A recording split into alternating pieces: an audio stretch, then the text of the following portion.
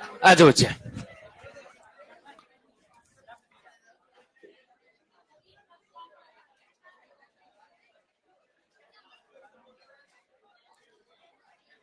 क्रेंज anatomy तक पढ़ लिया था हमने। आज हम देखते हैं कि फिर आ जाओ किस तरीके से C4 पाथवे चलता है, C4 साइकिल कैसे चलता है वो देख रहे हैं। रेडी हो सब बच्चे? ठीक है, तो C4 पाथवे जो है उसके अंदर देखो C3 तो इंक्लूडेड होता ही है, क्योंकि C3 चक्र जो है वो तो हर प्लांट में चलता है, हर फोटोसिंथेटिक प्लांट में।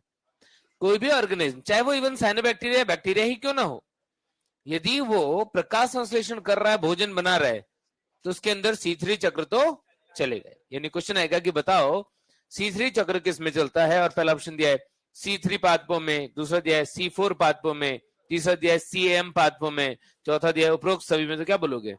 उपरोक्त सभी। ठीक है, तो क्योंकि फाइनली जो फूड बनना है वो तो इससे ही बनना है।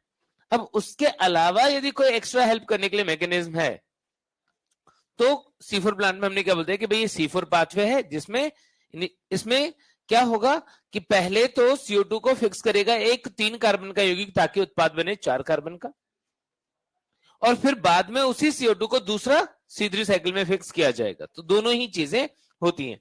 तो क्या ऐसा करने के लिए उसके पास डायमॉर्फिक क्लोरोप्लास्ट होते हैं, द्विरूपी क्लोरोप्लास्ट होते हैं। यस, तुमने पढ़ा बंडल शीथ और मीजोफिल सेल के बारे में कि क्रेंज एनाटॉमी में वो संकेंद्रीय वलय के रूप में उपस्थित थे, और दोनों के अंदर जो क्लोरोप्लास्ट थे वो एक जैसे थे कि अलग अलग थे? अलग अलग।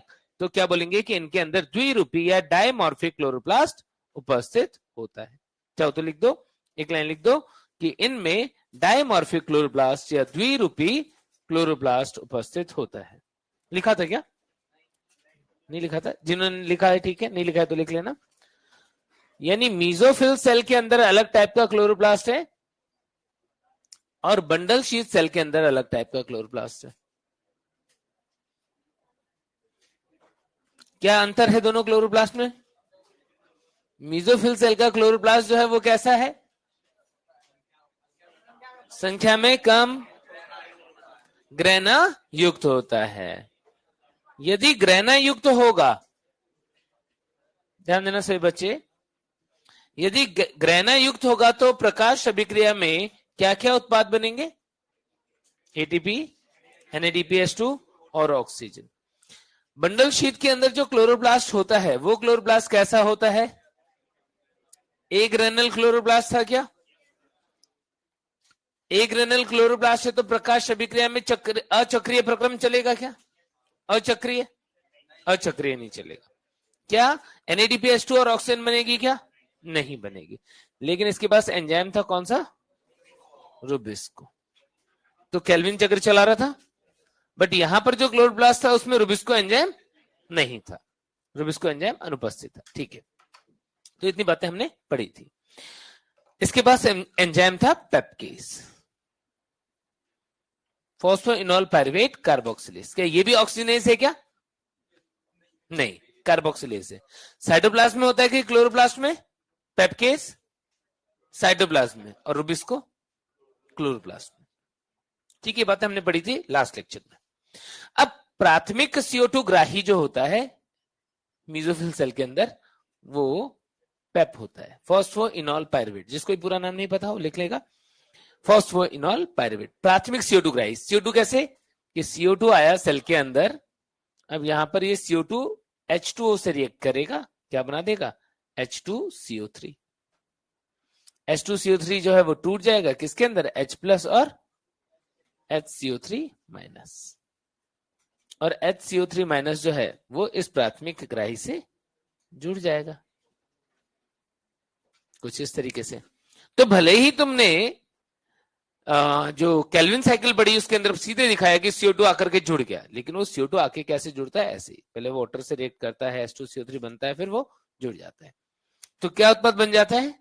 यहां पर 4 कार्बन उत्पाद, ऑक्जेलो एसिटिक एसिड। OA का फुल फॉर्म क्या है? ऑक्जेलो एसिटिक एसिड। अब ये ऑक्जेलो एसिटिक एसिड जो है ये अपचयित होकर के, रिड्यूस होकर के मां बन जाती है। क्या बन जाती है? मैलिक एसिड बन जाती है, मां बन जाती है। ठीक है, ऑक्जेलो एसिटिक में कीटो ग्रुप होता है और मैलिक एसिड में हाइड्रोक्सी ग्रुप, OH ग्रुप में कन्वर्ट हुआ है, रिडक्शन हुआ है, अब चेन हुआ है और ये मां बन गई है। ठीक है, स्त्रीलिंग है ना, NADP। अब ये मां जो है, अभी ये क्या हुआ है? CO2 fixation. ये क्या हुआ है? CO2 fixation. इसको बोलेंगे प्राथमिक CO2 स्थिरीकरण। ठीक है, फिर उसके बाद पहला 4 कार्बन का उत्पाद क्या बना? ऑक्जेलो एसिटिक एसिड। ये और ज्यादा स्थायी उत्पाद किसमें कन्वर्ट हो गया? Malic acid. और इसको कन्वर्ट करने के लिए अपचयन भी करना पड़ा है। अब मैलिक एसिड, मैलिक है, ये मैलिक नहीं है।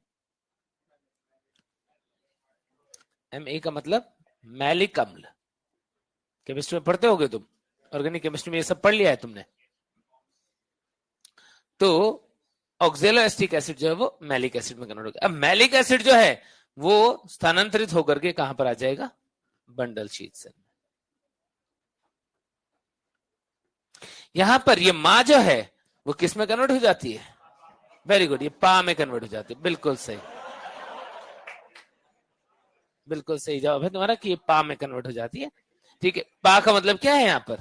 Pyruvic acid. वेरी गुड, पा का मतलब है पायरुविक एसिड। मां जो है उसमें कितने कार्बन है? 4। पा में कितने कार्बन है? 3। एक कार्बन कहां गया? क्या वी कार्बोक्सिलेशन हो गया? यस, वी कार्बोक्सिलीकरण, डी कार्बोक्सिलेशन हो गया। CO2 जो है वो रिलीज हो गया। CO2 रिलीज होने के साथ यहां पर NADH2 खर्च हुआ है, यहां पर बन भी जाता है। NADP जो है उससे NADPH2 बन जाएगा। यानी जब हम कैलकुलेशन करेंगे तो हमारा मामला आमने सामने हो जाएगा। मतलब एक तरफ खर्च, एक तरफ बन रहा है, बराबर हो जाएगा, 0 हो जाएगा। ये CO2 जो बना। अच्छा, इस प्रोसेस को यदि तुम देख रहे हो ध्यान से तो ये बताओ कि मां जो है वो किस किस को बंडल शीट, मीजोफिल से लेके बंडल शीट में गई है? बताओ किस किस चीज को ये मीजोफिल से बंडल शीट में ट्रांसफर कर रही है मां? CO2 को और NADPH2 को, पेप को नहीं बच्चे। हमको देखना है कि कौन इधर से रीजनरेट हो जाएगा वापस, कौन है जो इधर गया है। इसका काम इसको कुछ चीजों को उधर से इधर पहुंचाने का था। तुम देखोगे कि CO2 यहां से आया, ये रिलीज हो गया। यानी मां जो है उसके पास CO2 था। कौन सा CO2? वो वाला जो इसने क्या कर दिया? रिलीज कर दिया। पहली चीज। दूसरा, तुम देखोगे कि मां जो है वहां उसने यहां पर NADPH2 तो यूज किया है और यहां पर बना दिया है कि मां NADPH2 को भी ट्रांसफर कर रही है। सही बात है कि नहीं है? क्या तुम्हें ऐसा पता है कि यदि ग्रेनुल क्लोरोप्लास्ट इधर है मीजोफिल में, तो मीजोफिल में NADPH2 बनता होगा। NADPH2 का निर्माण प्रकाश अभिक्रिया में मीजोफिल में होता है कि बंडल शीट में होता है? देखो जरा डायग्राम में, NADPH2 कौन से सेल के क्लोरोप्लास्ट में बना है? मीजोफिल में। निर्माण कहां हुआ है? यहां। कौन सी कोशिका में बनी है NADPH2 बच्चे?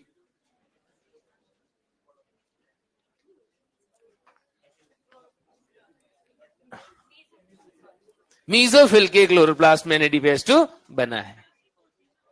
भाई ग्रेनुल क्लोरोप्लास्ट इधर है ना, ग्रेना इधर है ना, तो इधर ही तो नॉन साइक्लिक प्रोसेस चलेगी। यहां पर यदि हम बात करें तो वो तो NADPH2 यहां पर खर्च होना चाहिए, तो पहले वहां से यहां आएगा तब तो खर्च होगा केल्विन चक्र में। देखो ये आ गया, आई बात समझ में? ये शटल है, शटल। कभी जीवन में तुमने शटल सिस्टम पढ़ा होगा कि कुछ ऐसी अभिक्रियाएं होती हैं जो एक तरफ से इलेक्ट्रॉन प्रोटॉन लेके दूसरी तरफ भेजने का काम करती हैं।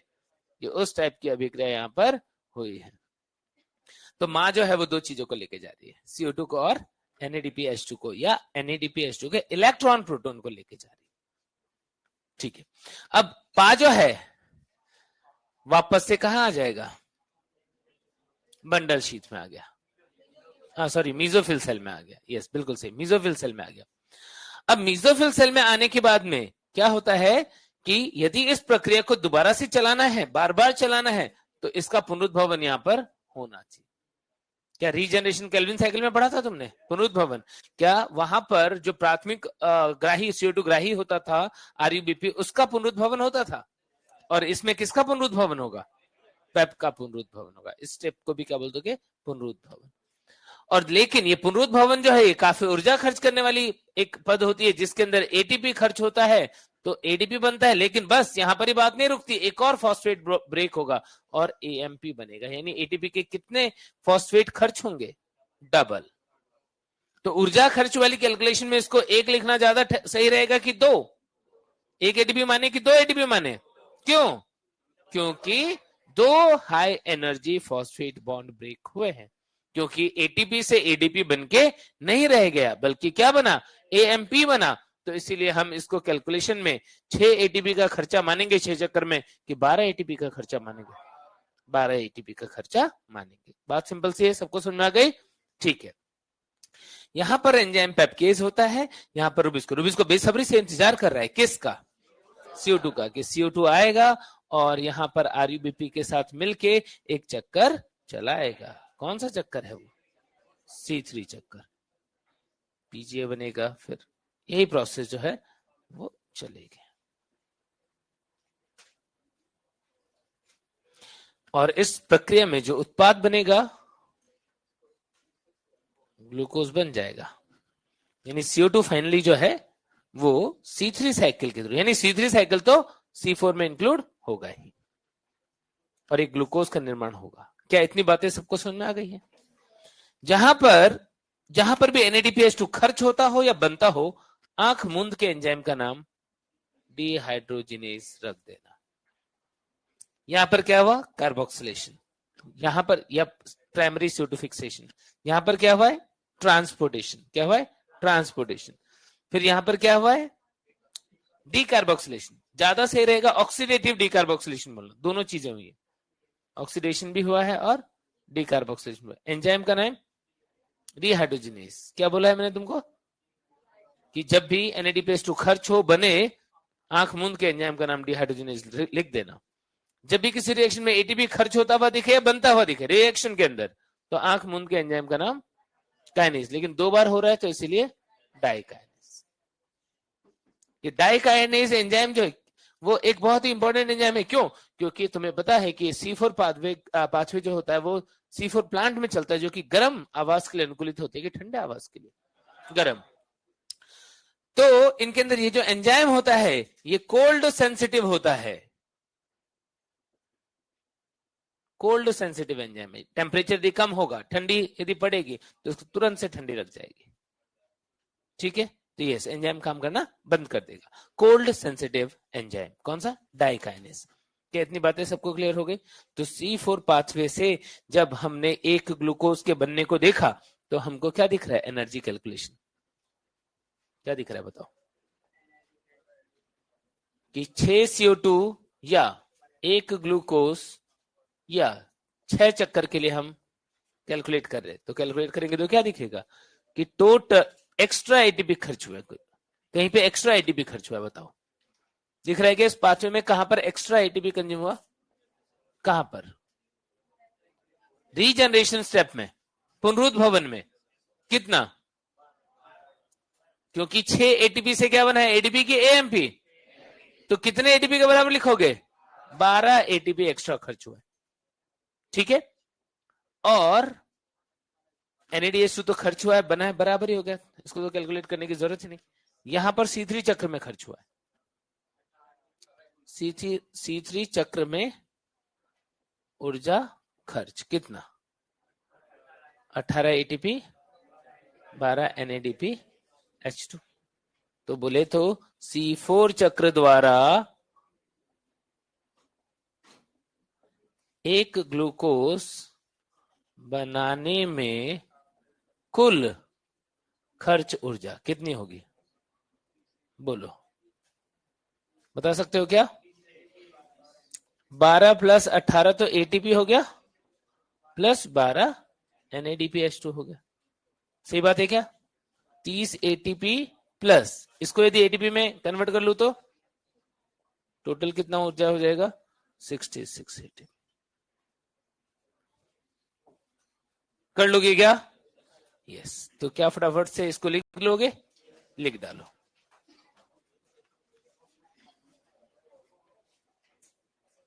क्या किसी भी स्टेप में कोई भी दिक्कत? कोई भी स्टेप नहीं समझ में आई तो पूछ लो फटाफट से। क्लियर है सब? यस, फिर बना लो फटाफट। पीईपी जो होता है वो होता है फॉस्फो इनॉल पायरुवेट। अच्छा, इसमें एक खास बात और बता देता हूं तुमको कि मैलिक एसिड के रूप में नॉर्मली ट्रांसपोर्ट होता है, लेकिन कुछ प्लांट में मैलिक एसिड की जगह पे एस्पार्टिक एसिड के रूप में परिवहन होता है। मैलिक एसिड और एस्पार्टिक एसिड लिख लेना, या तो मैलिक एसिड बन सकता है या फिर एस्पार्टिक एसिड।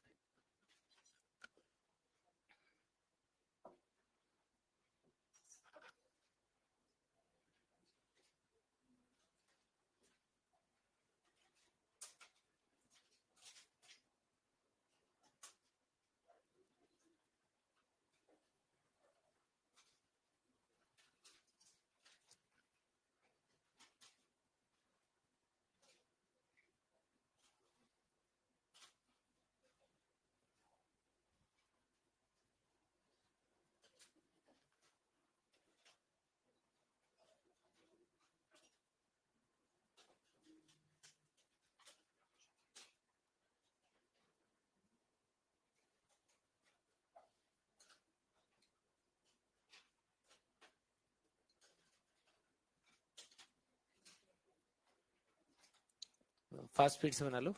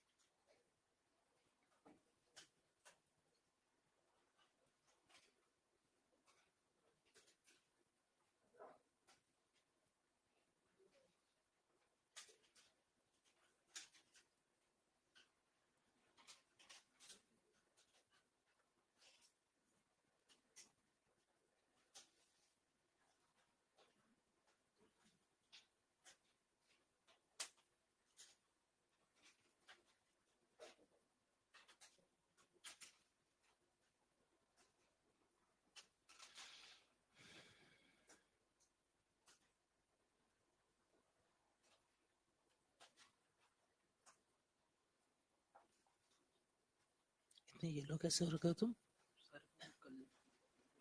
अच्छा, ओके ओके ओके। तुम डरा दिया तुमने तो उसे पूरी। हाँ हाँ बिल्कुल, देख के वही लगा मुझे किसका फेस भी येलो हो रखा है, हाथ भी येलो हो रखे हैं।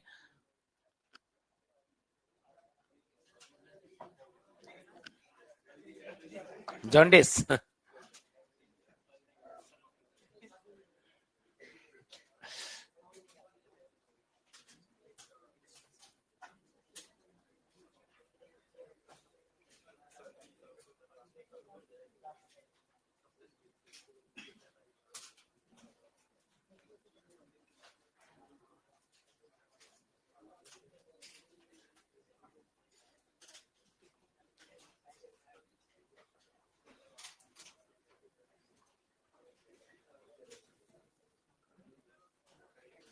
लिख लिया सबने? जल्दी करो जल्दी करो।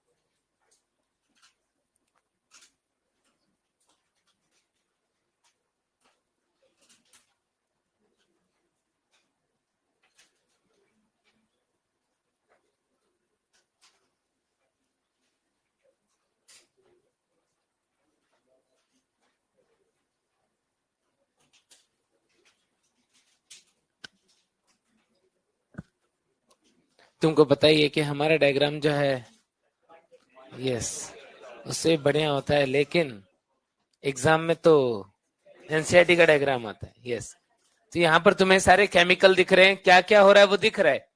एनसीईआरटी के डायग्राम में इसी प्रोसेस का नाम लिखा हुआ मिलेगा, CO2 fixation, C4 acid, transportation, decarboxylation, C3 acid, ये यहाँ पे ट्रांसपोर्टेशन और यहाँ पर रीजनरेशन। तो तुम्हें इन्हीं की जगह जो प्रोसेस हो रहा है, क्या हो रहा है, वो नाम लिखा हुआ मिलेगा।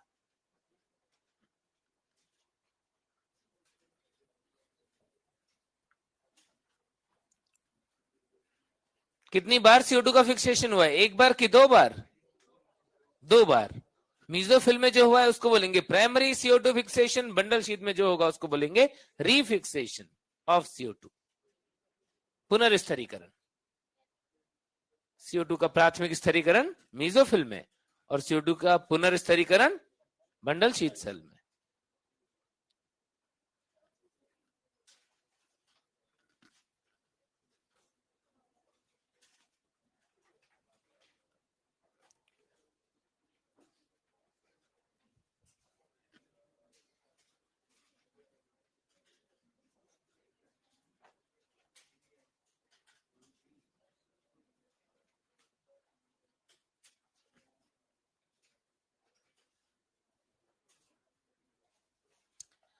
अब बच्चों के मन में आ रही होगी बात कि ये प्लांट जो है ये पगला गया है कि क्या सब चक्कर चला रहा है एक्स्ट्रा, जब CO2 ही फिक्स करना था, भोजन ही बनाना था, तो सीधे ही रुबिस्को से ही CO2 फिक्सेशन करवा देता है। ये सब करने की इसको क्या जरूरत आ रही थी?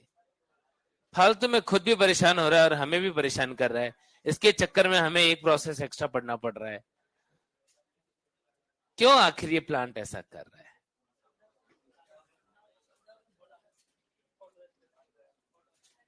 फोटो रेस्पिरेशन को रोकने के लिए। आखिर इससे फोटो रेस्पिरेशन कैसे रुकेगा? कि CO2 की सांद्रता जो है वो बंडल शीत कोशिका में बढ़ जाएगी। आखिर CO2 की सांद्रता बंडल शीत कोशिका में कैसे बढ़ जाएगी? तो फिक्स करके यहां खुद ही रख लेता तो क्या सांद्रता नहीं बढ़ जाती? यदि RUBP भी यहां पर होता और वो भी CO2 को फिक्स कर रहा होता तो भाई सांद्रता तो बढ़ती ना। एक रीजन हमें सही लग रहा है कि यहां पर यदि ये प्रक्रिया C3 साइकिल चल रही होती तो उसको ऑक्सीजन मिल रहा होता प्रोसेस में, फोटो रेस्पिरेशन की संभावना ज्यादा होती। लेकिन यहां पर क्योंकि एक ग्रेनुल क्लोरोब्लास्ट है तो ऑक्सीजन उत्पन्न नहीं होगी, तो ऑक्सीजनेज एक्टिविटी होने की चांस कम है, फोटो रेस्पिरेशन होने के चांस कम है। एक कारण तुमने सही बताया।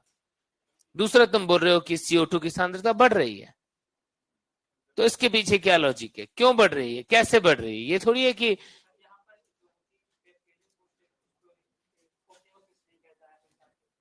नहीं नहीं वो रीजन नहीं है। CO2 की सांद्रता की बात करें तो O2 से नहीं वो करना है। एक रीजन तो तुमने सही बताया, दूसरे का लॉजिक क्या है वो बताऊंगा मैं। लिखो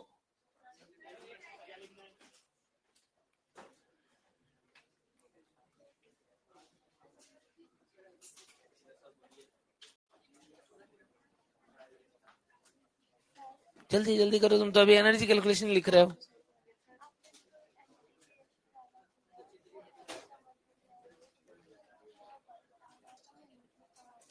कहाँ पे?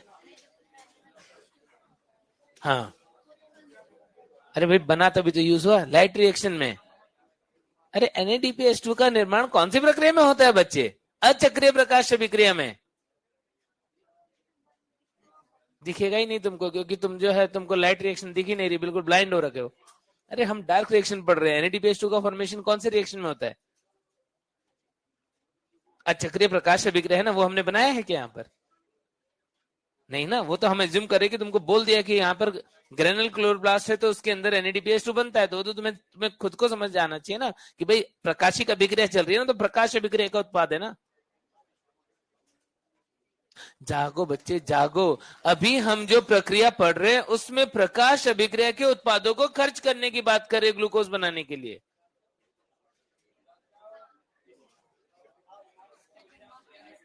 हाँ, ये बच्ची जो है इसको कुछ बोल रही है, सर आप तो बोलते हो इसमें NADPH2 बनता है, यहाँ तो खर्च होते हुए दिख रहे हैं हमको।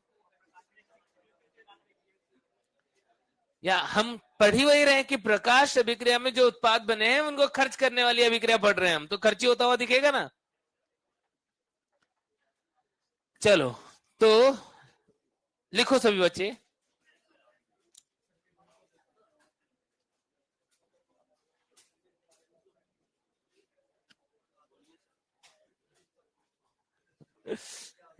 लिखते हुए दिखे कुछ बच्चे अभी भी जो है वो लिख रहे हैं। लिखो C4 पादपों की उत्पादकता, C4 पादपों की उत्पादकता C3 पादपों की तुलना में अधिक होती है। C4 पादपों की उत्पादकता C3 पादपों की तुलना में अधिक होती है क्योंकि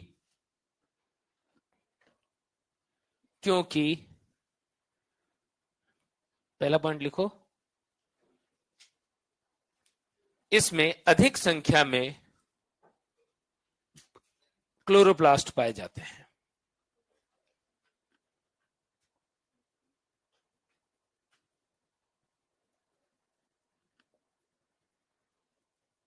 अधिक संख्या में क्लोरोप्लास्ट पाए जाते हैं। और दूसरा प्रकाश श्वसन अनुपस्थित होता है। प्रकाश श्वसन अनुपस्थित होता है। पहले ही बताया क्या होता है, क्योंकि सेकंड पॉइंट के साथ में लिखो, प्रकाश श्वसन अनुपस्थित होता है क्योंकि C3 चक्र बंडल शीत कोशिका में, पुलाच्छद कोशिका, बंडल शीत कोशिका में चलता है जहां ग्रेना रहित क्लोरोप्लास्ट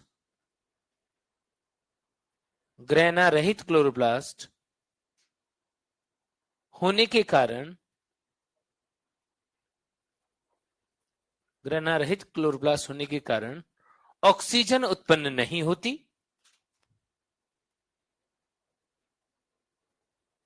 ऑक्सीजन उत्पन्न नहीं होती तथा C4 चक्र द्वारा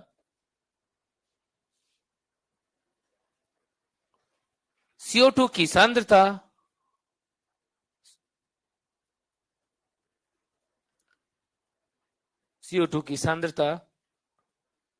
रुबिस्को एंजाइम के स्थल पर बढ़ा दी जाती है। हाँ, रुबिस्को एंजाइम के स्थल पर यानी उसके आसपास बढ़ा दी जाती है।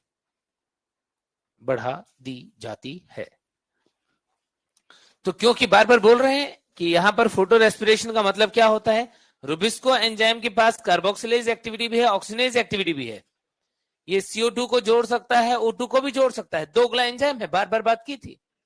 यदि ये ऑक्सीजन को जोड़ेगा तो श्वसन क्या, प्रकाश संश्लेषण की जगह प्रकाश श्वसन होना स्टार्ट हो जाएगा। ऑक्सीजन इसे ना जुड़े, इसमें एक चीज जो हमें हेल्प करे कि यहां पर ग्रेना रहित क्लोरोप्लास्ट है, ऑक्सीजन उत्पन्न नहीं होती है, तो ऑक्सीजन की जुड़ने की संभावना कम हो गई। और दूसरा, ये जो चक्कर चल रहा था इसमें CO2 की सांद्रता यहां पर बढ़ा के रखी जाती है, जैसा कि बच्चा बोल रहा था। लेकिन ये CO2 की सांद्रता को बढ़ाया कैसे जाता है वो तुम्हें कब समझ आएगा, जब तुम्हें Km कांस्टेंट नाम की चीज के बारे में पता होगा, जिसको क्या माइकेलिस मेंटेन कांस्टेंट बोलते हैं। ये तुम एंजाइम वाले चैप्टर में पढ़ते हो। क्रिया आधार की वह सांद्रता जिस पर अभिक्रिया की दर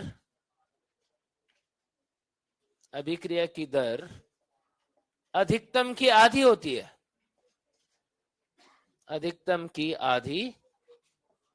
होती है।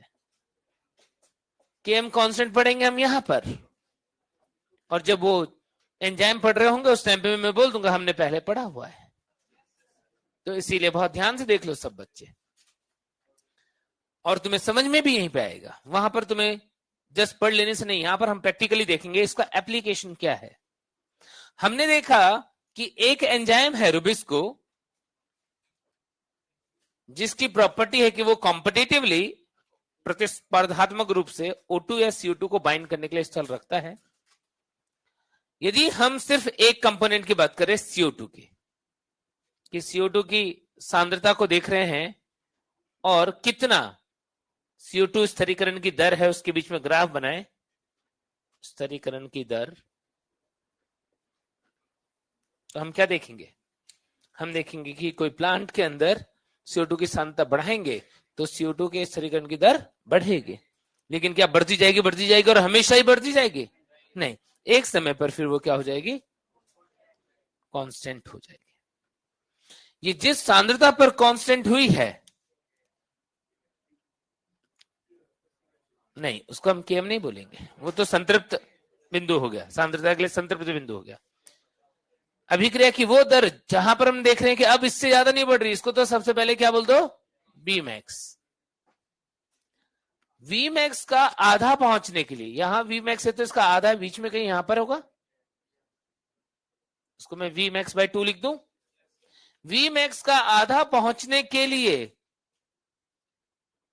सबस्ट्रेट की जितनी कॉन्सेंट्रेशन की रिक्वायरमेंट है, इसे ही क्या बोलेंगे, Km। यानी Km जो है वो वास्तव में देखा जाए तो वो सांद्रता ही है। कितनी सांद्रता, कि अभिक्रिया अधिकतम से आधी दर पे पहुंच जाए। सांद्रता बढ़ाते जाओ, जब वो Vmax के आधे पे पहुंच गए, समझ जाओ वो सांद्रता क्या है, Km है। इससे हमें क्या पता चल रहा है, देखो अभी क्या पता चल रहा है। अब ये वाला जो ग्राफ था, मान लो ये था किसके लिए, पेप्केज एंजाइम के लिए, पेप कार्बोक्सिलेज। CO2 को फिक्स कर रहा है, CO2 स्थिरीकरण कर रहा है, इस दर से कर रहा है ऐसे। जब मैंने देखा कि ये काम रुबिस्को भी करता है, उसके लिए भी जरा ग्राफ बना ले, वो भी कार्बोक्सिलेज का काम करता है, तो मैंने देखा वो भी जैसे सांद्रता बढ़ा रहे तो अभिक्रिया की दर बढ़ रही है, लेकिन उसकी अभिक्रिया की दर कुछ ऐसे बढ़ रही है, और ये भी Vmax पे पहुंच गया। दोनों ही ग्राफ में Vmax बराबर मान लिया हमने। तो Vmax/2 पहुंचने के लिए क्या हुआ, जरा देखो।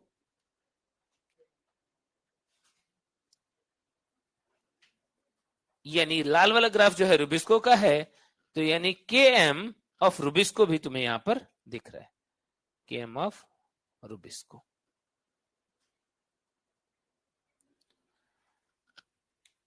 दोनों के ग्राफ में क्या अंतर लगा कि पेप्केज का Km कम है, यानी कम सांद्रता पे Vmax/2 पहुंच जाता है। रुबिस्को का Km अधिक है, अधिक सांद्रता पर Vmax/2 पहुंचता है। क्या तुम मुझे बता सकते हो कि कौन सा एंजाइम अपने क्रिया आधार को जल्दी जल्दी जोड़ने का काम कर रहा है और कौन सा अपने क्रिया आधार को धीरे धीरे जोड़ने का काम कर रहा है? पेप्केज जल्दी जल्दी जोड़ने का काम कर रहा है। क्या सबको पता पड़ रहा है कि पेप्केज की, इसका मतलब कि यदि हम बोले कि जिसका Km कम, ये लो है, यहां पर हाई है, जिसका Km कम उसकी अपने क्रिया आधार क्या है, यहां पर CO2 के लिए बंधुता अधिक, हाई।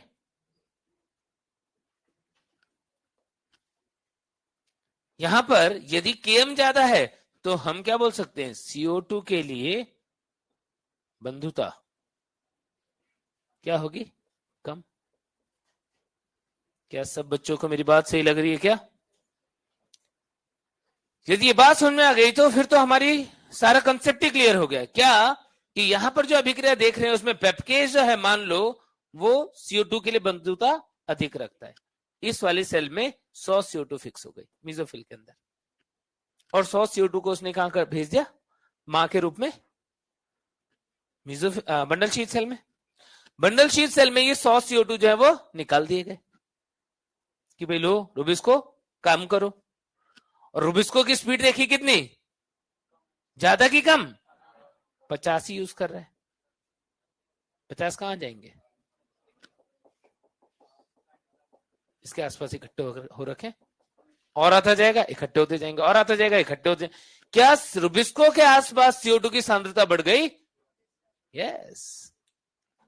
इस CO2 के आसपास, ये रुबिस्को के आसपास अभी हमने लिखा है, इस प्रक्रिया द्वारा CO2 की सांद्रता रुबिस्को के स्थल पर बढ़ा दी जाती है, उसके आसपास बढ़ा दी जाती है। तो क्यों बढ़ा दी जाती है? क्योंकि पेप्केज और रुबिस्को एंजाइम के केएम में अंतर होता है कि पेप्केज ज्यादा तेजी से CO2 को बाइंड करके मीजोफिल में भेजता जाता है, बंडल शीट में भेजता जाता है, और बंडल शीट में रिलेटिवली स्लो स्पीड से खर्च होता है। तो इसीलिए रुबिस्को के लिए बहुत सारा CO2 इकट्ठा हो जाता है। क्या अब वो प्रकाश शोषण करेगा? बिल्कुल नहीं करेगा। इसी की वजह से क्या हुआ, CO2 की सांद्रता रुबिस्को के आसपास अधिक, इसकी वजह से क्या हुआ, प्रकाश शोषण अनुपस्थित। क्या सबको कॉन्सेप्ट क्लियर हो गया क्या, कि क्यों C4 प्लांट ने ये सारा चक्कर चलाया? इसलिए ताकि ये प्रकाश शोषण को कर दे जीरो। जब अपना कार्बन लॉस ही नहीं हो रहा है, इसका मतलब सारा का सारा कार्बन जो है वो उत्पाद में कन्वर्ट हो जा रहा है, इसकी उत्पादकता ज्यादा आएगी। समझ गए क्या? लिख डालो ये बात।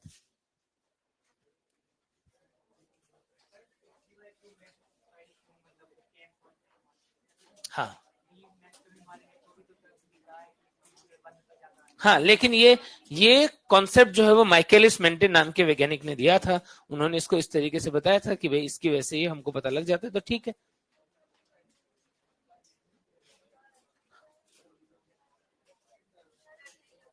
ठंडी लग रही है? ये तो अच्छी बात है बच्चे, तुमको खुश होना चाहिए कि तुम्हें यहाँ पर ही शिमला में बैठने का एहसास जो है वो मिल रहा है। लोग कितना पैसा खर्च करके जाते हैं ठंडी जगहों पर।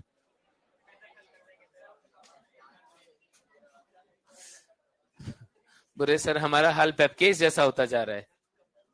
पेपकेज नहीं, डाइकैनिस, डाइकैनिस जैसा, कोल्ड सेंसिटिव। जाओ करवा दो टेम्परेचर इसका हाई, कोई एक बच्चा जाके बोला।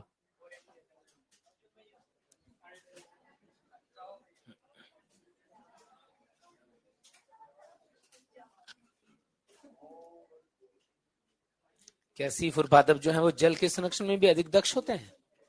yes.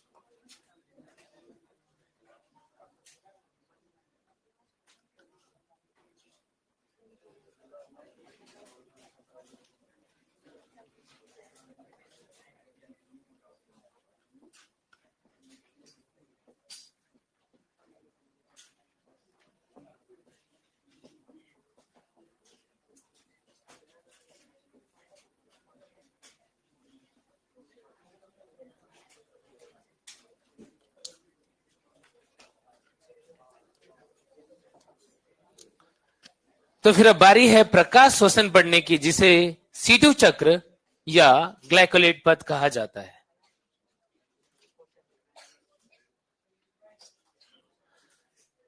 क्वेश्चन आएगा, यहीं पे हो गया? हाँ बिल्कुल, लिख डालो, प्रकाश श्वसन लिख डालो। प्रकाश श्वसन की 4-5 लाइन जो है वो पहले लिख डालो, फिर मैं उसको एक्सप्लेन करूंगा।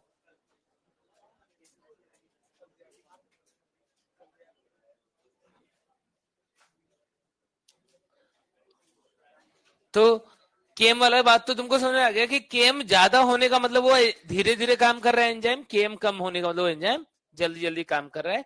जिसका केम कम है उसकी अपने क्रिया आधार के लिए बंधुता ज्यादा होती है।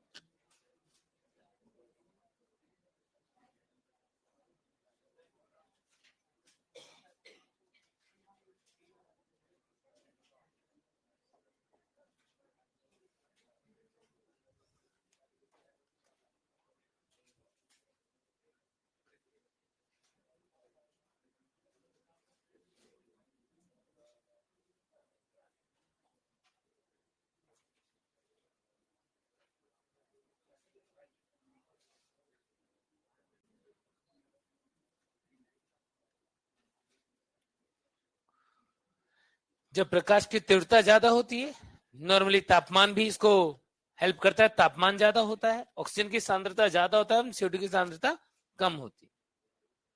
ये वो कंडीशंस है जहां पर प्रकाश श्वसन जो है वो प्रेरित हो जाता है। इनमें मेन कौन सा है? इनमें दो चीज मेन है, एक O2 का ज्यादा होना और एक प्रकाश तीव्रता का ज्यादा होना। ये दो ज्यादा इंपॉर्टेंट है इसमें।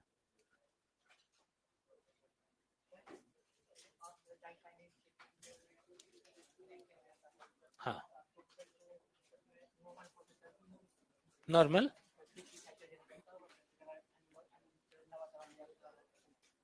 क्यों?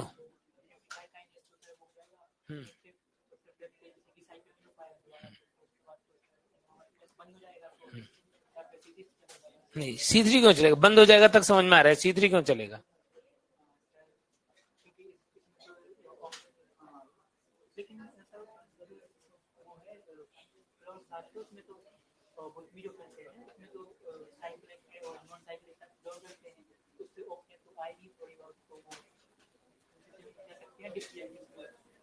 नहीं नहीं, डिफ्यूजन के थ्रू वो दूसरे सेल में जा सकती है, वो सब बातें, लेकिन वो तो उससे उसका खुद का काम चल जाए उतनी बहुत है।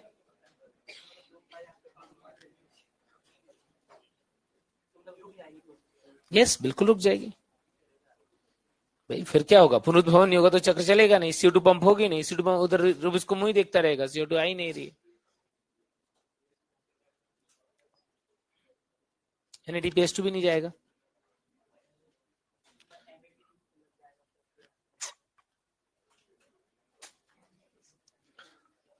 ओके, तो जैसा कि तुम सभी जानते हो कि RUBP है राइबोलोज 1,5 बेस फॉस्फेट।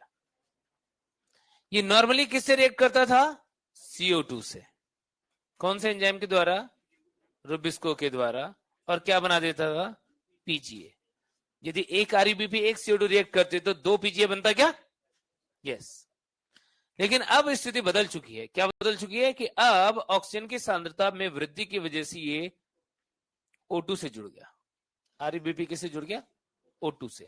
तो क्या अब 2 PGA बना पाएगा? किसी हालत में नहीं बना पाएगा, क्योंकि कार्बन की संख्या तो यहां पर 5 ही है, तो ये 6 कैसे हो सकता है?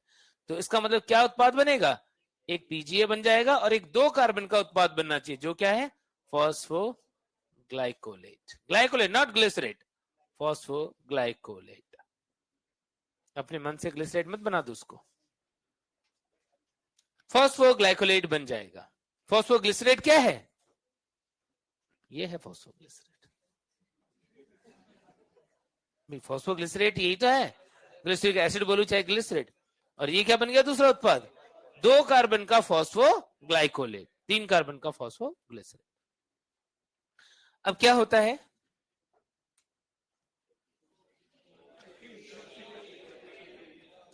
कल आपकी क्लासेस 1-1 घंटे की रहेंगी। 11:30 पर ग्राउंड फ्लोर पर जाकर समर सेशन रहेगा।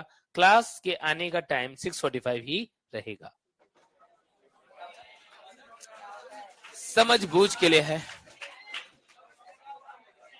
थोड़ा तुमको समझ बूझ के बारे में बताएंगे। देखो अब समझाएंगे, समझ बढ़ाएंगे तुम्हारी।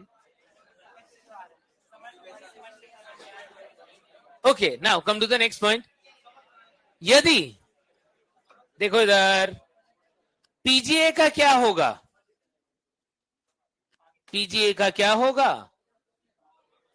बोलो। पीजीएल में बदलेगा, यानी ये पीजीए तो केल्विन चक्र में भाग ले सकता है। फालतू कौन बैठा है? फॉस्फोग्लाइकोलेट। इसका कुछ करना पड़ेगा। देखो कैसे करेंगे। इसका क्या होता है ये समझने के लिए हमको 2 चक्कर चलाने पड़ेंगे। जैसे वहां पर हमको 6 चक्कर चलाने पड़ते थे केल्विन साइकिल में, तब हम बातों को समझ पाते थे। वैसे यहाँ पर 2 चक्कर चलाएंगे। तो 2 चक्कर चलाएंगे तो आरयूबीपी 2, ऑक्सीजन 2, पीजीए 2 और फॉस्फोग्लाइकोलेट 2। ठीक है। अब इस फॉस्फोग्लाइकोलेट का क्या करे, कुछ समझ नहीं आ रहा है। केल्विन चक्र में तो ये भाग लेगा नहीं, इसका क्या करे? तो ये प्लांट क्या करता है? प्लांट इसको अलग अलग यौगिकों में कन्वर्ट करता है, अलग अलग कोशिकांगों के अंदर डाल के इसके उत्पाद को पेरोक्सोम में भेज देगा। पेरोक्सोम में कुछ रिएक्शन चलेगी, कहां जाएगा? माइटोकॉन्ड्रिया में आ जाएगा। माइटोकॉन्ड्रिया में कुछ रिएक्शन चलेगी, फिर उत्पाद वापस पेरोक्सिसोम में आ जाएगा, फिर घूम फिर के वो आ जाएगा किसके अंदर? क्लोरोप्लास्ट में। लेकिन जब ये पूरी इतनी सारी अभिक्रिया कर रहा है तो अंत उत्पाद बना क्या रहा है? जान के तुम्हें हैरानी होगी, पीजीए ही बना रहा है। फॉस्फोग्लाइकोलेट किसमें कन्वर्ट हो गया? पीजीए में। लेकिन फॉस्फोग्लाइकोलेट में कितने कार्बन थे? और 2 फॉस्फोग्लाइकोलेट थे तो 4, और पीजीए में कितने हैं? यानी 1 कार्बन कहां गया? CO2 ग्रुप में निकल गया है। यानी फाइनली देखा जाए तो ये कन्वर्ट हो गया किसके अंदर? पीजीए में। और यदि ये पीजीए बन गया, अब टोटल पीजीए कितने बन गए? 2-2 से 3। तो ये किस में भाग ले लेगा? C3 चक्र में। आई बात समझ में? यदि मैं इसको शॉर्टकट में लिखना चाहूं तो शॉर्टकट में कैसे लिख सकता हूं कि 2 आरयूबीपी आई रिएक्शन करने, 2 O2 आई रिएक्शन करने, and finally at the end 3 तो बन गए पीजीए और 1 बन गया CO2। क्या सब बच्चों को ये रिएक्शन दिख रहा है कि वहां पे होते हुए? यस। लेकिन ये फाइनली करने के लिए बहुत सारी कोशिकांगों की जरूरत पड़ती है, बहुत सारे स्टेप में ये काम होता है। पहली लाइन समझ में आ गई? दूसरी लाइन समझ में आ गई? तीसरी लाइन रुबिस्को ने क्या किया? ऑक्सीजनेज। चौथी लाइन प्रथम उत्पाद समझ में आ गया? 5वीं लाइन कितने कार्बन भाग ले रहे हैं टोटल? कितना CO2 निकल गया? कितना परसेंट? 10%। क्या बात समझ में आ गई सब बच्चों को? यदि मैं इसी अभिक्रिया को कंपेयर करूं नॉर्मल रिएक्शन से जहां पर CO2 बाइंड हो रहा है रुबिस्को की हेल्प से, तो कितने पीजीए बनेंगे? यदि 2-2 हैं तो 4 पीजीए बनेंगे। क्या मैंने सही लिखा है क्या? यदि O2 की जगह CO2 भाग लेता तो कितने पीजीए बनते? 4। लेकिन यदि O2 भाग ले रहे तो कितने बन रहे हैं? कितना कम हो गया? 1/4। कितना परसेंट?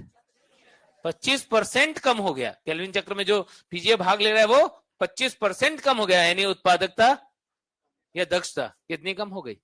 25%। जो तुमने लिखा था वो तुम्हें दिख रहा है? कैसे हुआ? समझ में आ रही है बात?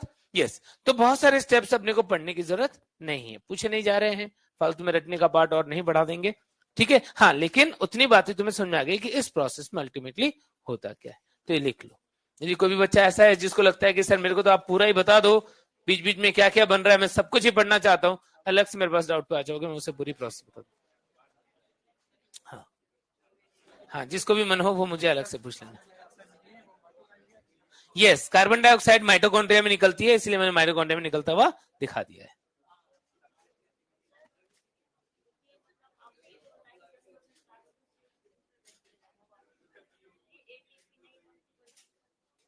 इस पूरी प्रक्रिया में कहीं पर भी एटीपी का निर्माण नहीं होता है, उल्टे यहां पर क्या होता है, एक एटीपी खर्च जरूर हो जाती है।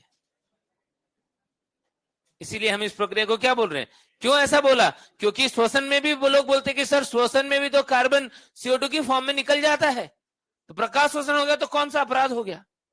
लेकिन श्वसन जो है वो एटीपी बना के दे रहा है तुमको बहुत सारी, और ये तो एटीपी बना के देने के बदले में उल्टे खर्च कर, अपराध है ये। तब कुछ बच्चे बोलते हैं सर प्लांट पगला गया है क्या, ऐसी हरकतें कर रहा है, क्या ये प्लांट पगला गया है, क्या सच में पगला गया है क्या, तो फिर क्या है ये, अब तक पता नहीं चला। अच्छा, तुम्हें लगता है अब तक पता ही नहीं चला, मुझे पता है,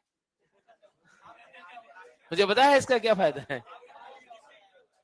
यस, इसका एडवांटेज क्या होता है, प्लांट इस टाइप की प्रोसेस क्यों चला रहा है, ध्यान देना सब बच्चे, मैं बताता हूं तुम्हें कि एक्चुअल में यदि ऑक्सीजन की सांद्रता ज्यादा रहे तो वो प्लांट के लिए या किसी भी जीव के लिए या कोशिका के लिए अच्छी बात की बुरी बात। ऑक्सीजन की सांद्रता एक लेवल से ज्यादा रहे तो ये अच्छी बात की बुरी बात, बुरी बात, क्योंकि ऑक्सीजन होता है बहुत खतरनाक, वो क्या करता है फिर ऑक्सीडेशन करते फिरता है। तो यदि ऑक्सीजन की सांद्रता ज्यादा होती, प्रकाश तीव्रता वगैरह ज्यादा होती, तो वो कहीं ना कहीं नेसेंट ऑक्सीजन बना के अलग अलग यौगिकों को, जो सेल के अंदर बायोमोलिक्यूल्स हैं उनको, लिपिड वगैरह हैं उनको क्या करता, वो ऑक्सीडाइज करता। तो सेल ने बोला कि इससे पहले कि मेरा कोई इंपॉर्टेंट मॉलिक्यूल ही इस ऑक्सीजन की वजह से डिस्ट्रॉय हो जाए, ऑक्सीडाइज हो जाए, क्यों ना मैं इस ऑक्सीजन को किसी ऐसे काम में बिजी कर दूं, भले ही मेरा एक कार्बन लॉस हो जाए लेकिन मेरे इंपॉर्टेंट कंपोनेंट तो बच जाएंगे। आई बात समझ में सबको। तो ये प्रोसेस का पर्पस क्या था, एक्स्ट्रा ऑक्सीजन या एक्सेस ऑक्सीजन को किसी काम में इंगेज कर देना। क्योंकि यदि CO2 फिक्स होता तो 4 पीजीए बनते, लेकिन O2 फिक्स हुआ तो 3 पीजीए बने, 1/4 कम बना। इसका मतलब केल्विन साइकिल में तो भाग ले रहा है, 1/4 दक्षता कम हो जाएगी। आरयूबीपी तुम कितना लेना चाहते हो, तुम्हारी मर्जी, तुम 200 लेके कर लो, मुझे कोई दिक्कत नहीं बच्चे।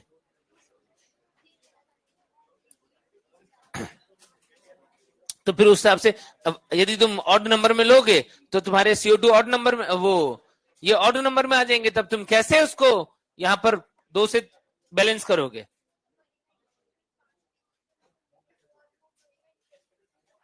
क्या क्या क्या क्या, स्टैंड अप बच्चे, स्टैंड अप, तुम तो नए साइंटिस्ट बन गए ऐसा लग रहा है। यस बच्चे, वापस से बताओ क्या करूं, कितना आरयूबीपी लो,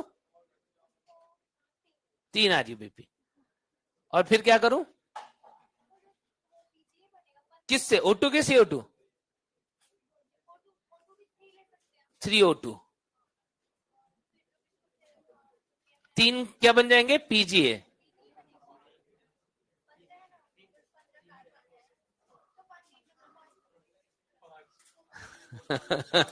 बैठो बच्चे, जोड़ घटाओ नहीं पढ़ रहे हम, कि जितने कार्बन है लो सीधे ही 15 कार्बन है तो 5 बना दिए, ये लो, बात ही खत्म।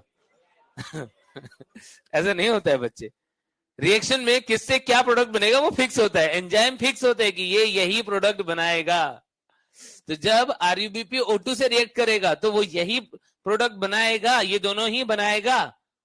नंबर तुम इसके अकॉर्डिंग क्या कर रहे हो कि ये 2 लिए तो ये 2 बन गए, तुम 1 लोगे तो 1 बन जाएगा, तुम 3 लोगे तो 3 बन जाएगा। ये नहीं है कि हमने ये गायब ही कर दिया, सीधे ही 15 पीजिए 5 पीजिए बना दिए, नहीं, ऐसा नहीं करना है भाई एकदम।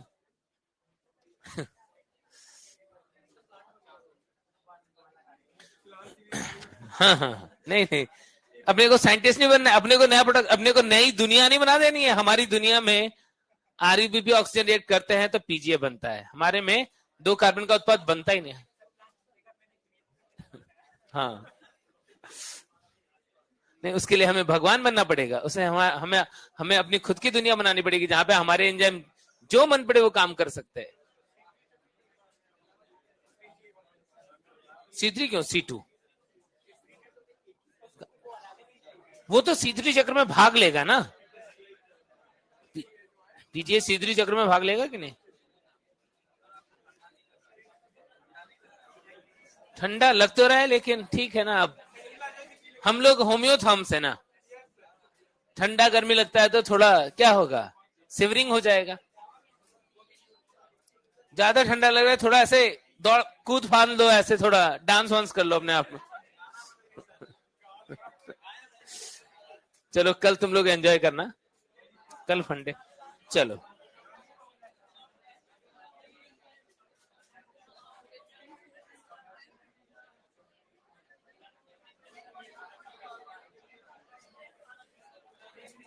प्रकाश संश्लेषण को प्रभावित करने वाले कारक। थ्योरेटिकल पॉइंट है, जो थ्योरेटिकल पॉइंट है वो एनसीईआरटी से रीड करना होगा। मैं तुम्हें समझाऊंगा ग्राफ वगैरह सब कुछ।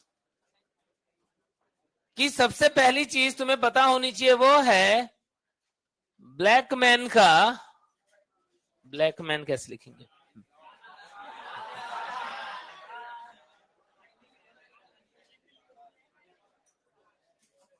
ब्लैकमैन का सीमाकारी कारक का नियम। मैन की जगह मान लिख दो तो फिर MANN, ब्लैकमैन। किसी एक अभिक्रिया को बहुत सारे कारक जो होंगे वो प्रभावित कर रहे होंगे।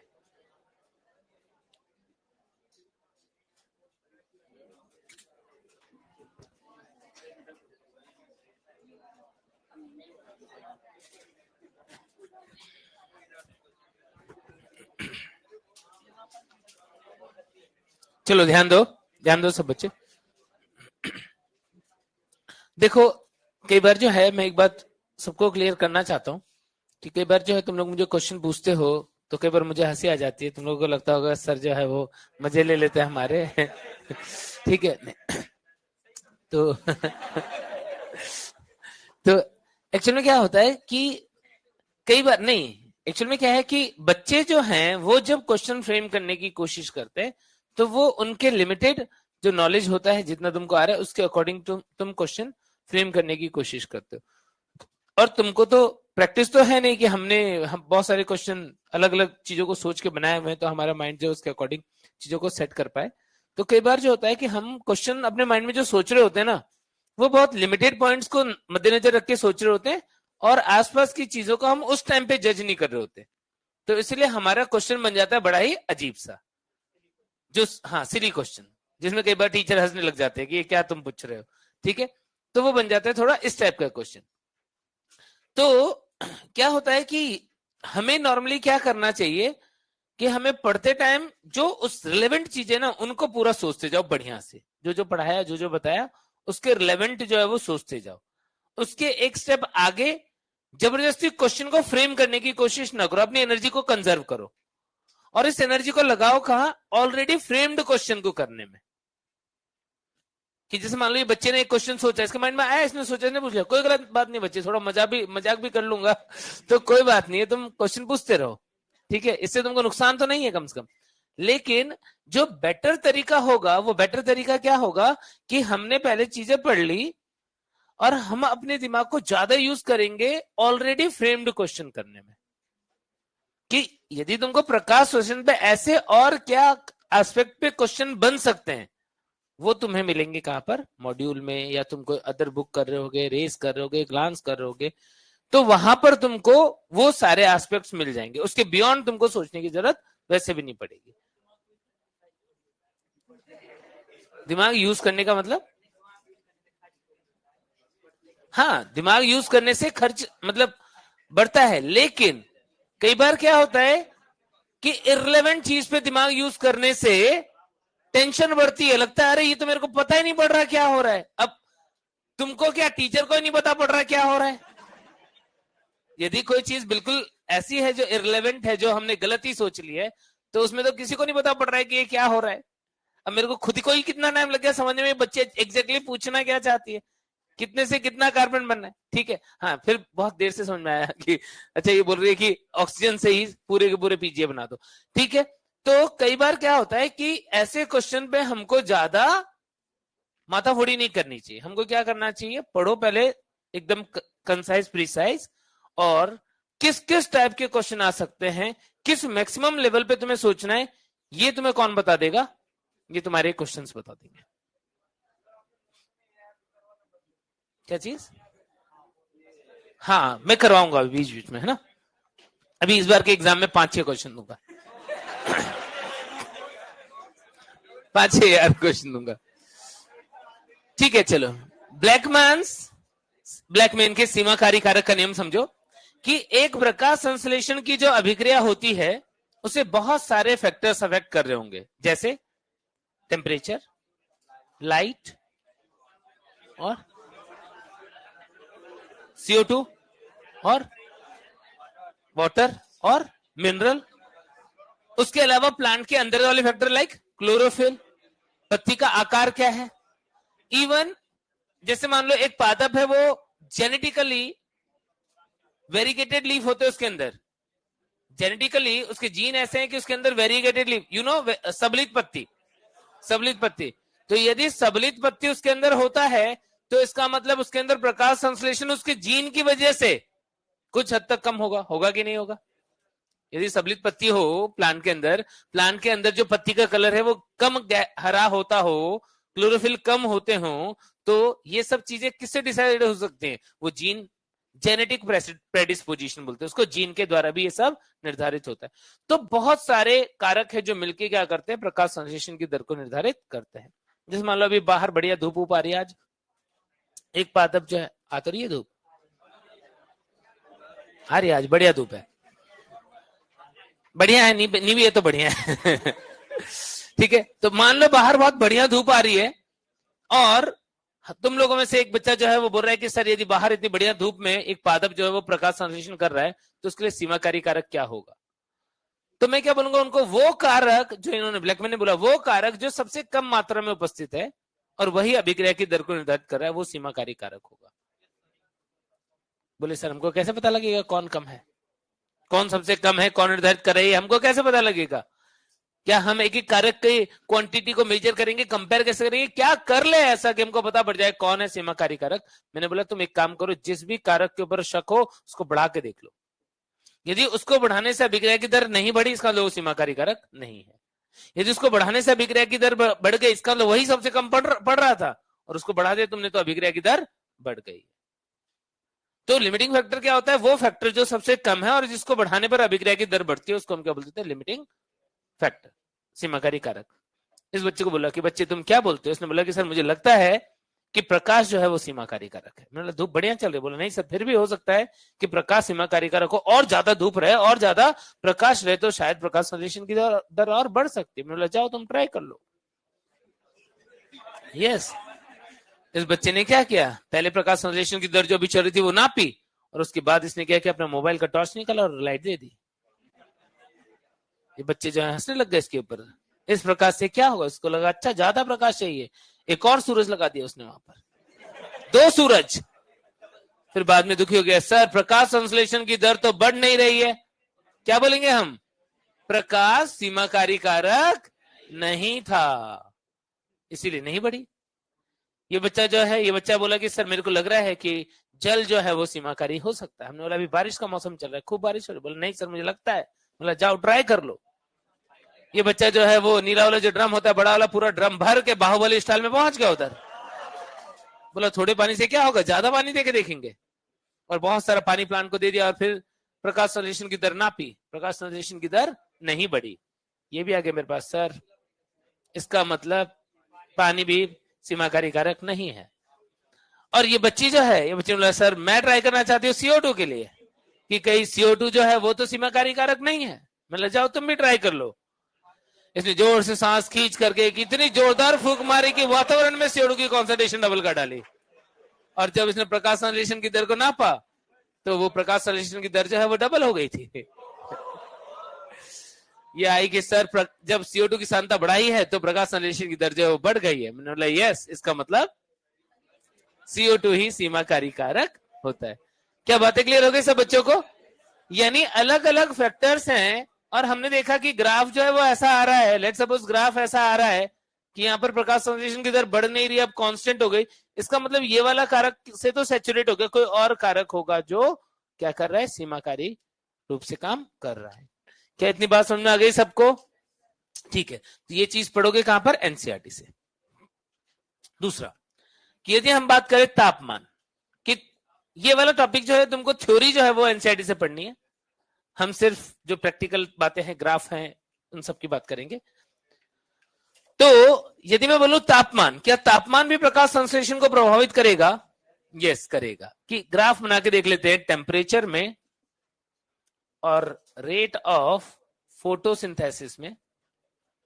क्या देखा कि एक प्लांट था, एक पादप था, जिसको मैंने देखा कि वो 4 डिग्री सेल्सियस तापमान पे प्रकाश संश्लेषण करना प्रारंभ कर देता है। तापमान बढ़ाते हैं तो प्रकाश संश्लेषण की दर बढ़ती जाती है और एक लेवल पर मैक्सिमम होती है, 25 डिग्री के आसपास मैक्सिमम होती है। तुमको पता है अपने आसपास का तापमान 25 डिग्री के आसपास एवरेज रहता है, रूम टेम्परेचर। तो उसके ऊपर वो पादप बढ़िया काम कर रहा है। लेकिन 45 डिग्री तक जाते जाते वापस से क्या होता है? जीरो हो जाता है। एंजाइम्स डीनेचर होने लग जाएंगे, विकृतीकृत होने लग जाएंगे। क्या? यस। 4 डिग्री पे एंजाइम निष्क्रिय हो गए, फ्रीज हो गए।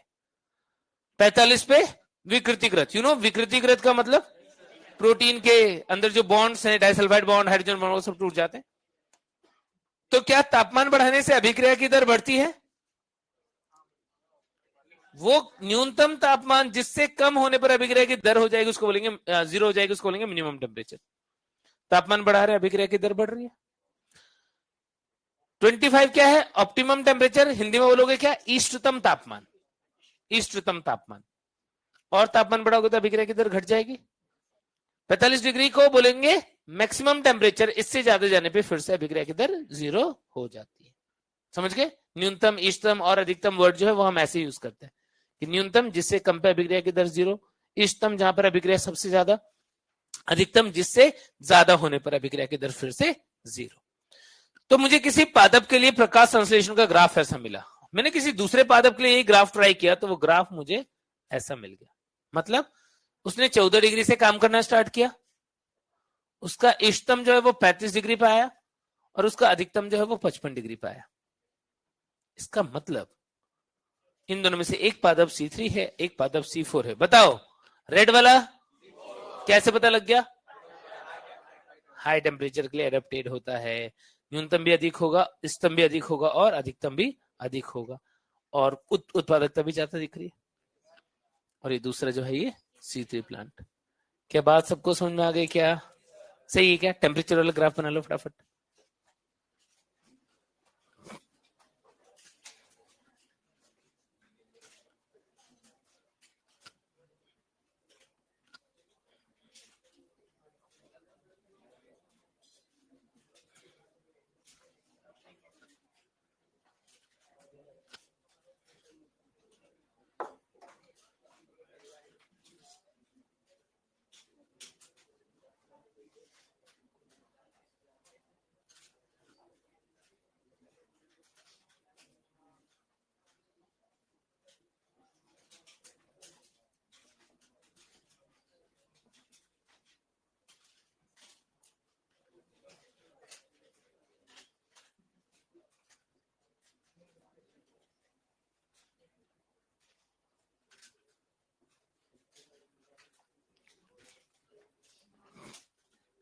तापमान वाला ग्राफ बना लो सब बच्चे।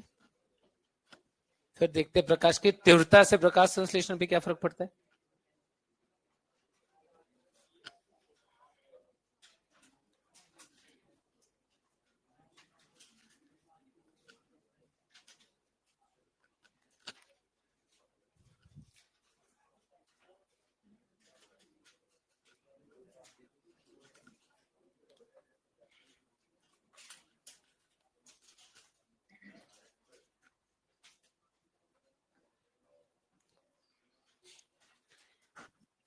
प्रकाश तीव्रता।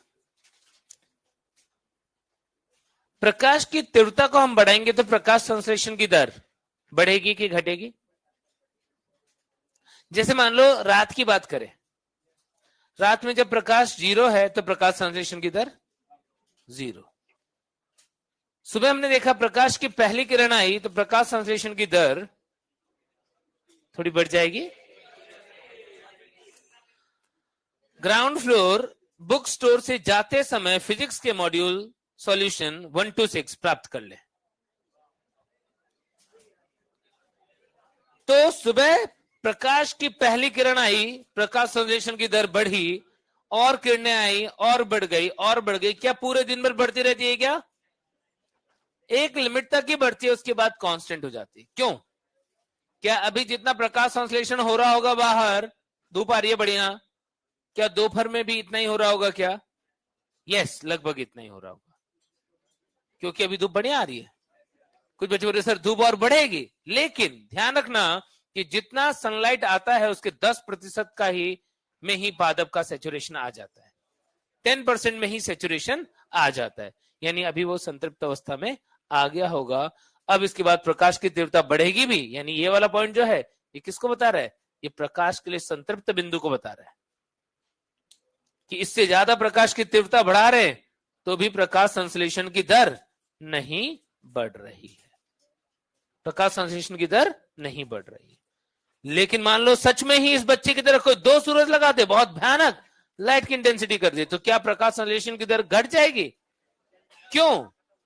यस, उसका सोलराइजेशन हो जाएगा, उसके वर्णक जो हैं उनका प्रकाश ऑक्सीकरण हो जाएगा और वो काम करना बंद कर देंगे। तो ऐसा हो सकता है। यस, अब इस ग्राफ में सब बच्चे ध्यान देंगे कि इस ग्राफ में 3 पॉइंट में बना रहा हूं, यहां से लेकर के यहां तक पॉइंट ए बना रहा हूं। ये थोड़ा सा पॉइंट जो है इसको पॉइंट बी बना रहा हूं। क्या हमारी एनसीईआरटी में भी बताया हुआ ये बात? और इसके बाद वाले सी बना रहा हूं। सभी बच्चे जवाब दें। तुम जवाब दोगे। तुमने मुझे सवाल पूछा था, मैं तुम्हें सवाल पूछूंगा। तुम मुझे बताओ कि ये जो ए वाला पॉइंट है इसमें लिमिटिंग फैक्टर, सीमाकारी कारक कौन है? नहीं, टेम्परेचर, प्रकाश तीव्रता, CO2 और जल, इनमें से कौन है जो ए वाले पॉइंट में लिमिटिंग फैक्टर है? टेम्परेचर। क्यों ऐसा लग रहा है?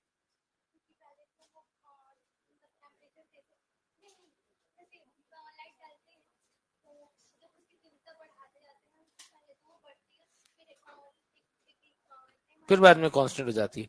तो नहीं, मैं को सवाल क्या पूछ रहा हूं? सवाल पूछ रहा हूं कि ये ए वाला जो पॉइंट है, इस ए वाले पॉइंट पे सीमाकारी कारक कौन है? क्या होता है? वो तो दिख रहा है, सबको पता पड़ गया ग्राफ से।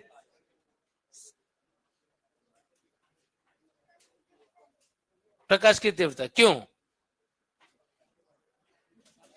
प्रकाश की तीव्रता। क्या प्रकाश की तीव्रता यहां पर सीमाकारी कारक होगी?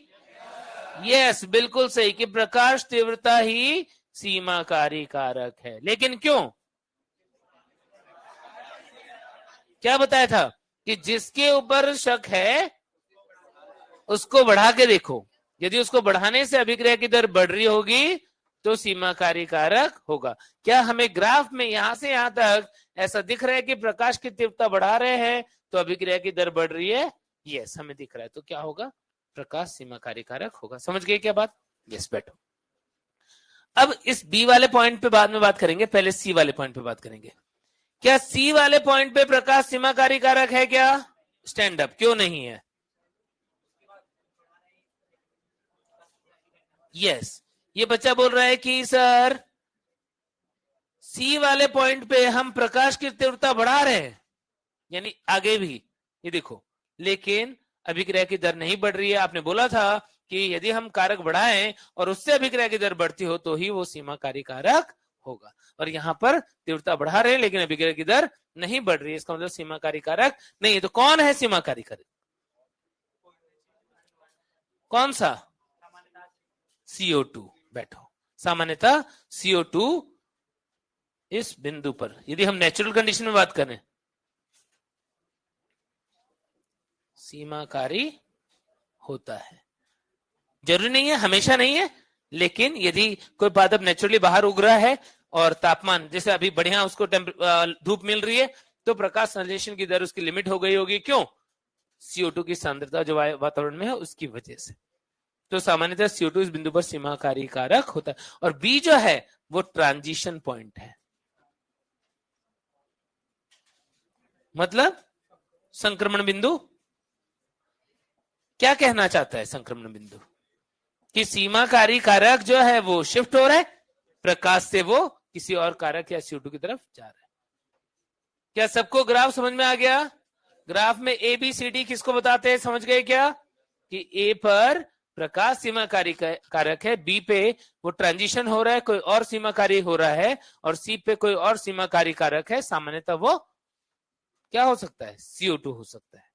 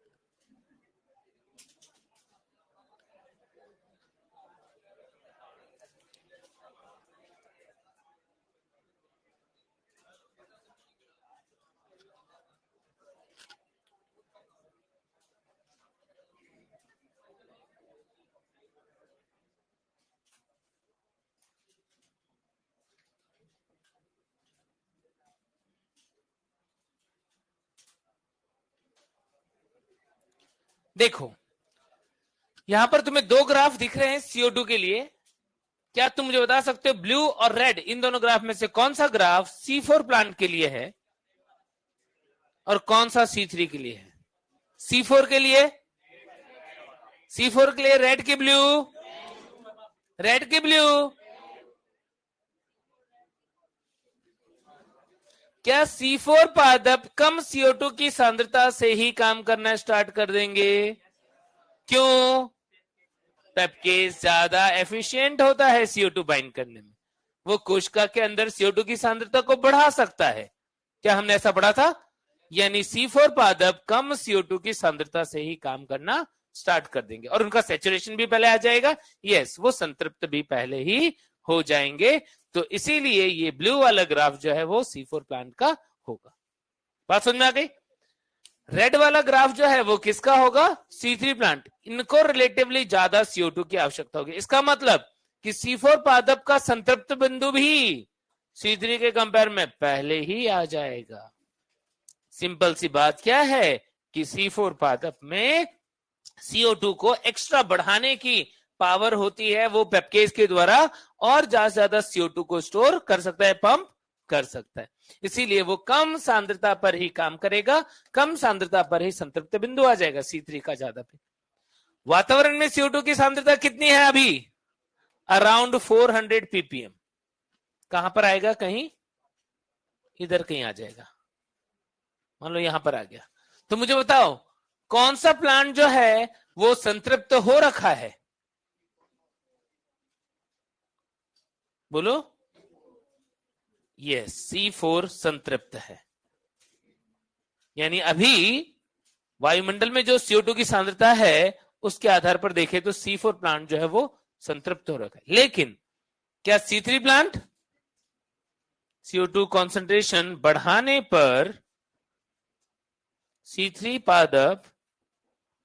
की उत्पादकता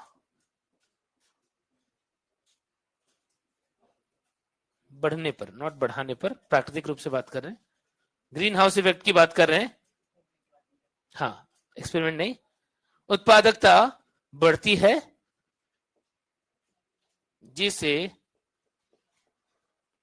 CO2 उर्वरकता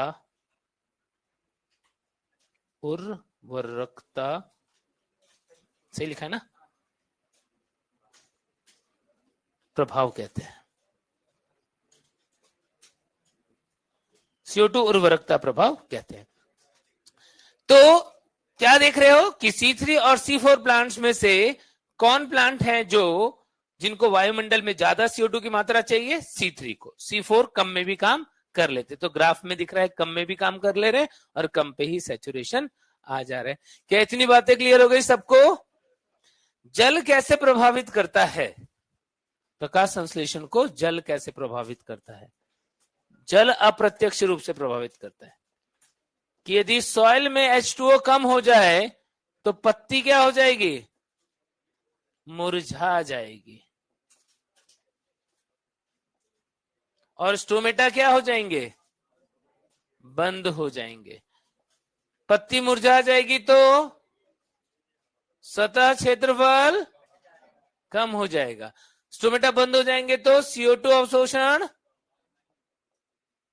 कम हो जाएगा।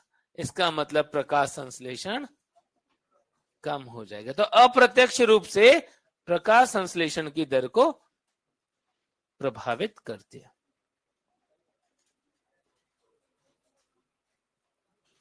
मृदा में जल की मात्रा कम होने से अप्रत्यक्ष रूप से प्रकाश संश्लेषण की दर कम हो जाती है।